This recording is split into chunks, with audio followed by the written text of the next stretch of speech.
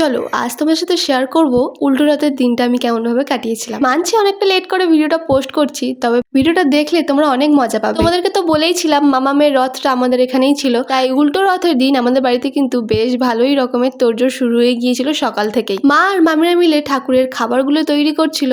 তারপরে আমি স্কুল থেকে বাড়ি এসে স্নান করে জগন্নাথ দেবের পোশাকগুলো পাল্টে দিচ্ছিলাম। আর এই ড্রেসগুলো কিন্তু আমার মেজদিদি সব নিজের হাতে বাড়িতে বানিয়েছিল। তো পোশাকগুলো বদলানোর পরে আমি ফুল দিয়ে ভালো করে ঠাকুরগুলোকে সাজিয়ে দিচ্ছিলাম।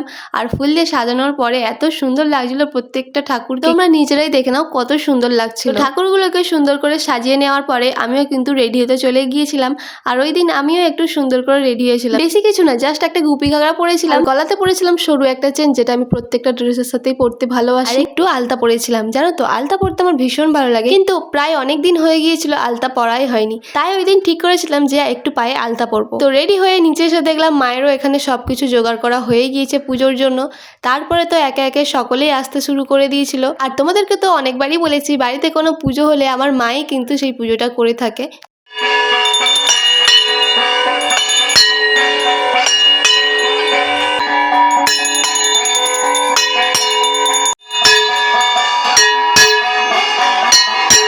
তো পুজো করে হরিনোট দেওয়ার পর আমরা কিন্তু রথ টানা শুরু করেছিলাম।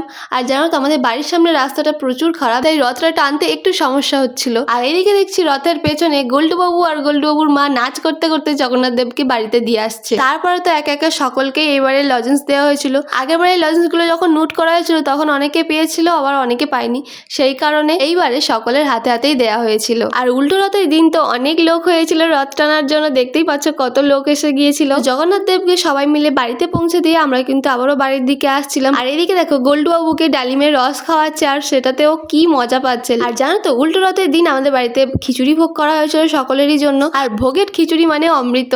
আর আমি তো একটা গোটা থালা নিয়ে চলে গিয়েছিলাম খিচুড়ি ভোগ খাওয়ার জন্য। তো প্রসাদ খেয়ে নেওয়ার পরে আমরা কিন্তু আবারও বড় রথটা টানবো বলে বেরিয়ে পড়েছিলাম। আর বড় রথটা টানতে গিয়ে দেখলাম ওখানেও খিচুড়ি ভোগ দেওয়া হচ্ছিল, সাথে পায়েসও ছিল। ওখান থেকেও আমরা অল্প অল্প করে ভোগ নিয়ে নিয়েছিলাম।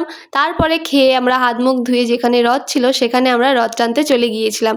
তো রথটা কিন্তু রাখা ছিল আমাদের নৈনান মোড়ে কালী মন্দিরের সামনে। ওখানে গিয়ে শুনলাম রথ নাকি টানতে অনেকটা সময় লাগবে, তাই ওখানে বসেছিলাম। আর ওই দিন অনেক কম মানুষ রথ টানতে গিয়েছিল। আমরা তো প্রথমে ভাবছিলাম যে রথ টানতে অনেক সময় লাগবে যেহেতু কম লোক আছি, কিন্তু পরে দেখলাম 15 মিনিটে রথ টানা হয়ে গিয়েছিল। আর যেহেতু খোল করতাল বাজছিল সেই কারণে আমরা সবাই মিলে নাচতে নাচতে রথ টানছিলাম। ভিডিওটা এত পর্যন্ত রাখছি, ভালো লাগলে অবশ্যই লাইক করে যেও।